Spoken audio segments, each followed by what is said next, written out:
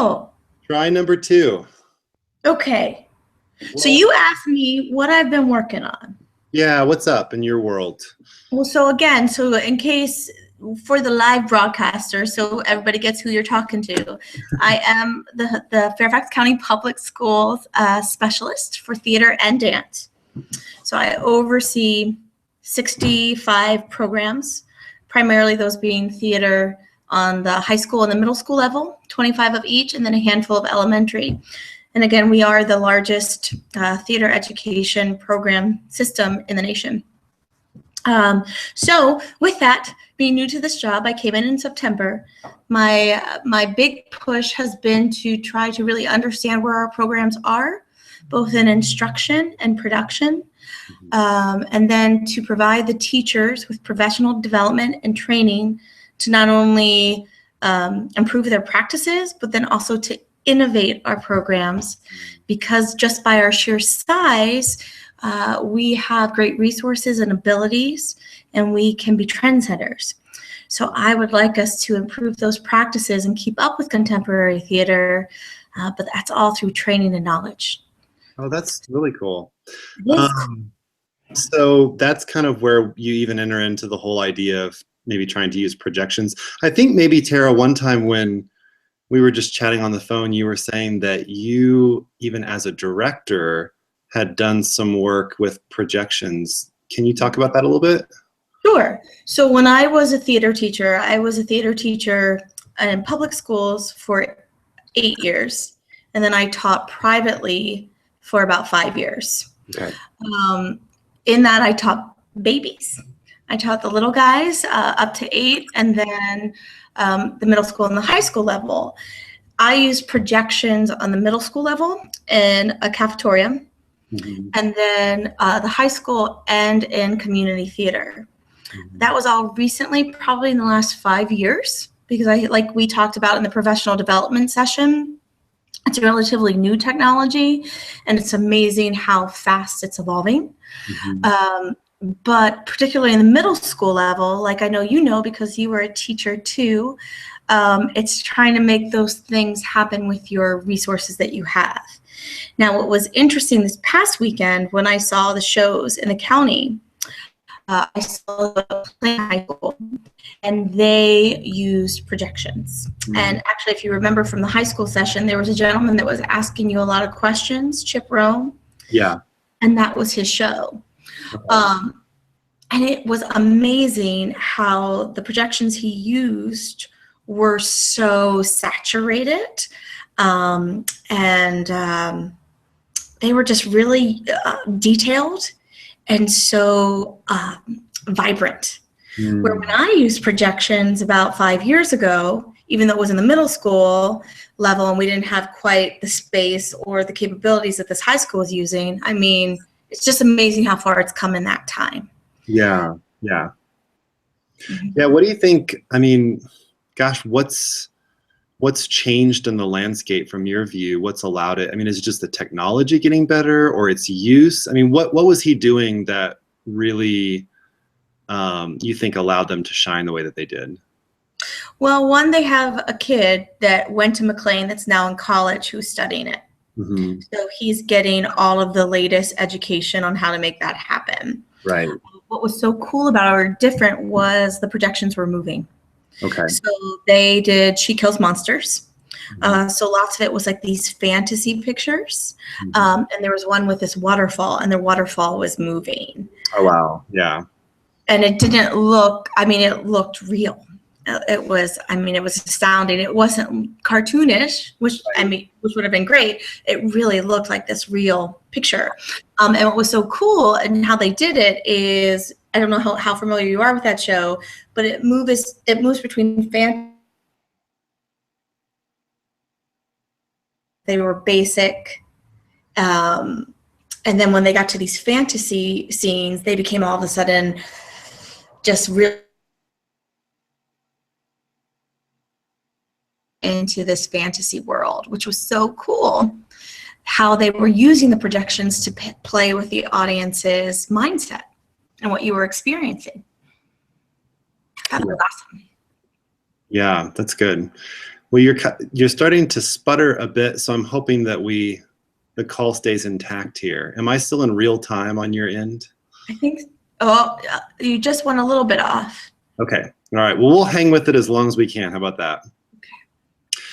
Tell me a little bit about, and I don't want to make it too much about that one show, but in terms of the way he used lighting design too, I mean, one of the things I've been talking to a lot of teachers and directors about is that balance of how you integrate projections into your overall lighting design. You know, for example, obviously with a lot of theatrical lights, you know, your projections can get pretty easily washed out. I mean, how did he kind of go about that balance in his show? He did a lot of lighting off of his psych. Okay. So he was doing a lot of backlights on his psych that were colors. Mm-hmm. The projection screens were more to the side. I'm sorry, I'm going to dismiss this. Were more to the side. So there wasn't as much interference because the projections were built off to the side and not a part of the picture. Right, right. I know when I did my show, Hairspray, and we used projections, because we were not as experienced with it and our screen was a part of the show, a lot of our scenes were dim. Yeah, yeah. Yeah, well, it's cool. I mean, there's so much to learn. I think that's one of the things I love about it is that it really is something that you can try something. You can try it really simply. You don't have to know everything about it. You can just grab a projector and grab some images and get a result. And even if you don't love it, then you can just really take it up a notch or two with the next show and then kind of continue to do that. I mean, I see a lot of teachers, that learning curve, which was once so steep and also so expensive, it's getting better and better for that. So I think that's really encouraging because I was just at a conference, it was yesterday or the day before, and you know, I mean, it's great when you can see teachers' eyes start to light up because it's no longer this major technical hurdle, and then they can start to just dream in terms of their story and not worry so much about, gosh, do I have to learn this? And who am I going to delegate to do this? And can we even afford to do this? I mean, that's one thing I love about the technology is that as it gets better, it gets simpler and it gets cheaper and it's just better for everyone to use. And like you're saying at the school level, then students can get involved in it. And it's not just a, you know, highly technical person that can run that piece of the show. So. Oh yeah. And it was really interesting when you spoke to the middle school teachers. And they were a little bit overwhelmed at first when they were trying to think about how to make it happen. But like you discussed in that meeting, when I did it in the middle school level, we did it on a PowerPoint from an iPad with a kid backstage and making those projections come to life with a school projector that had a moving screen. Right. So I think that the teachers just need an experience, or a director or an artist needs an experience where they can see how accessible it is. Yeah. And what is so cool too is that so many of our students now are built in knowing this technology. You know, they can create this on their phones because now kids are born plugged in. Yeah. So often with those productions, the kids were teaching me on their phones. Yeah. Yeah. And they were middle schoolers. I mean, they're incredible. I know, it's crazy. I mean, I was teaching this class, Tara, and at first I thought it was going to be all teachers. This was at the Thespian conference that I went to, but it was actually mostly students. So I kind of had to make a last second shift, but it was so exciting because, I mean, these were not just your students wandering in, wondering what this was. I mean, so many of them have tried things, were excited to try new things, had ideas, and they were asking me questions at least at the level of the teachers during that professional training that we did. I mean, they were coming up with sketches and how would you do this? And we want to project something inside a picture frame and then have the lady who's in the picture frame actually come to life for real and come down on stage. I mean, I don't want to be too abstract with how I'm describing it, but it was just, I guess the point is, it was so amazing to see their level of interest and excitement and also just technical proficiency. They were just anxious to try things. And I think that that's what's so cool about it is that, you know, and I think this is true in a lot of fields, but there's no real experts. There are people that know things from experience, but then there's all these super exciting, super creative things being done. Like I just got done working with a lady who's doing Shrek. She did Shrek Junior at her middle school. Your kid was in that, right? What's that? Wasn't your child in that? Well, I took my daughter, she's 5, and she had never even seen the movie. And so, well, I mean, that was a beautiful experience in itself because the kid who played the donkey was just out of this world, unbelievable. He was channeling Eddie Murphy. He was that good. And so for my daughter, I think that kid, that will always be the donkey in her mind, you know, like how well he was playing that. But as far as the projections were concerned, you know, she had a really challenging space, and she's kind of one of those progressive, you know, there's a way that I can do this. There's a way I can make it work. I want to take it to the next level, like what you're talking about that you're trying at your district in a lot of different ways. So what she did was she said, well, I've got all these kids I want to put on stage. I've got 125 or 130 kids I want to put on stage, but yet I want to do projections too. So being a middle school space, the middle schools in the district here, they're all built in the kind of common atrium area. And so rather than just limit herself to the stage, she built like a 20-foot wide screen right next to her stage and broadened the canvas of her show. And so, for example, for the travel song, where Donkey and Shrek go walking, you know, she had them walk in place, and then we did an animated panorama behind them. And it was beautiful because there were no lights challenging that area. I mean, if she needed to use anything, she would just throw a spot on them, and then she would really let the projections shine, which was beautiful and wonderful. And I just love that kind of creative thinking, because if you look at it just through traditional eyes, you could miss that there's so many options that you can try just by kind of thinking outside the box like that and thinking, well, okay, we're not just confined to a stage space. How can we bring the life and the story of that environment even in other ways? It's really cool. And that's what you spoke of is what that teacher did. He also put it to the side. When I did Once on This Island, we built a small screen and we put it on wheels. And for different scenes, we would move it and we would rear project, and the kids were moving with the projector. So we played it all over the place. But it was really cool. And you can make it happen anyway. And what I think is so interesting too about why projections are becoming so popular is I think that theater is one of the few, in my humble opinion, performing arts disciplines that is really evolving with the times. People experience movies. They experience all this media on their computers. They want to see that. They want to see pieces of real life, I think, on the stage. You know? So these projections, I think, continue to make theater accessible to everyone. Yeah. Because you are seeing how pertinent it is, even for period pieces. Right. You know, it makes it exciting. Does it have to be that way? No. But I think it shows how theater continues to evolve, which is why it's sustaining, which is so awesome. Yeah. I just saw a show at the Keegan Theater in DC, and they used holograms. Oh, yeah. That blew my mind. Yeah. But it was incredible. That's cool. I'm gonna have to bug you about that because there's a group that I'm working with here locally, and they're wanting to do ghosts on stage. They sent me a YouTube video with Joey Shanks, who he teaches through a show. He teaches how to do all kinds of practical effects. You know, before there were computer effects, back in the day, where they would, you know, for like Close Encounters of the Third Kind, they would drip ink inside of a tank of water, and they would create these amazing photographic effects that they would then put into the movie.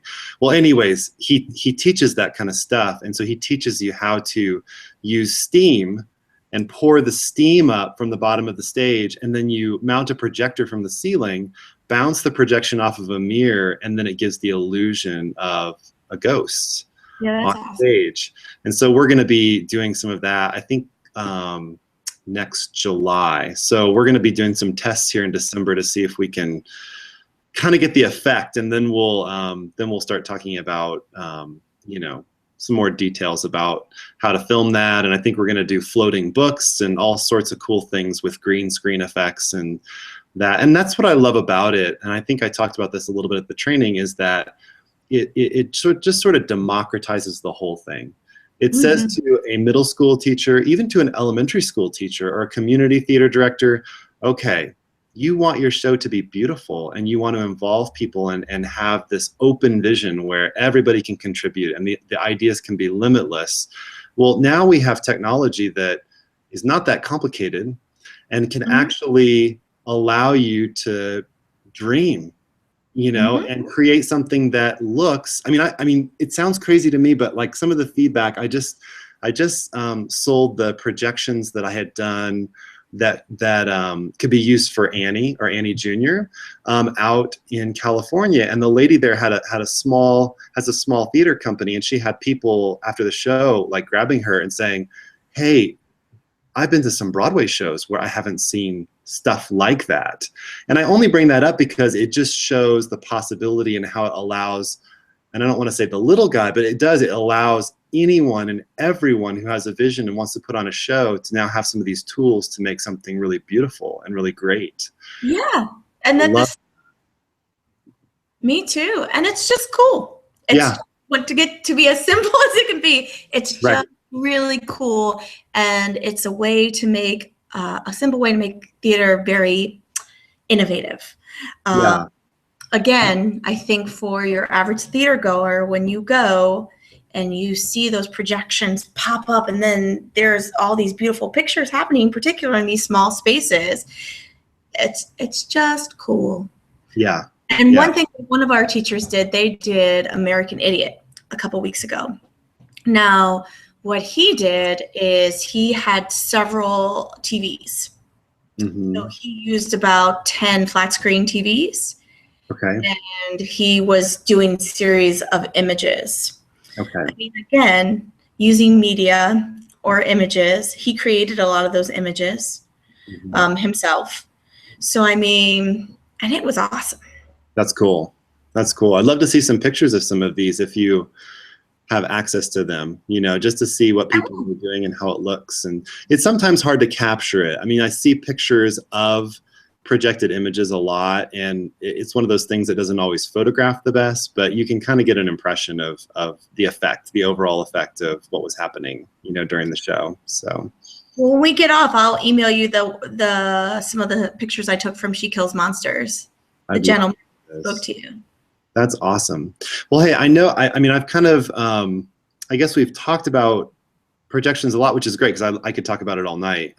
But I did want to ask you, in a broader sense, you know, and maybe this is even keyed into some of the things that you love about theater or what has drawn you to theater, but what are some things just in general that excite you about theater and where it's going and its possibilities? It doesn't have to be technical at all, but just things that you're seeing that you're hoping for and dreaming about and would love to see come about in your district or just overall. Oh, wow, that's a big question. It is, I know. As I was dropping it, I realized, oh gosh, this is the mother of all questions. And what do you feel about life? I mean, not to get on my soapbox, but what I always loved as a kid and as being a theater teacher about the art of theater is it is a way to teach people and change the world by sending a message without having to tell them you need to think this way. Instead, the audience, a room full of thousands of people, can all experience a story together and can learn and grow. Yeah. That's incredible. I think it's incredible to be able to share that with young people, that is a way for them to learn and then also to change the world. All about understanding people. So especially now being an educator and having the wonderful opportunity to go into so many different classrooms and theater stages across the county and see this, as the world continues to change at an expedient rate, and kids are dealing with, in my opinion, much greater issues than I ever dealt with growing up. Yeah. I think that now I see theater even more being something that is helping so many young people deal with those issues. You know, as they're watching the Laramie Project, or they're watching something like She Kills Monsters, or they even today watching The Lion, the Witch, and the Wardrobe. You know, they're dealing with very contemporary issues and learning and growing through these stories. So to add to the technology a little bit, when you can also get the kids excited about that in that way, it just propels that process. And then they are able to use the means that are most accessible to them to tell these stories, or to understand people, or to fight for a cause they believe in. I don't know, is that a good answer? Does that make sense without being too? That's incredible. I mean, I think that's actually a perfect place to stop. I don't know what we would add to that. So thank you. So I'll go ahead and end now, and then we'll just chat a little bit after. Okay.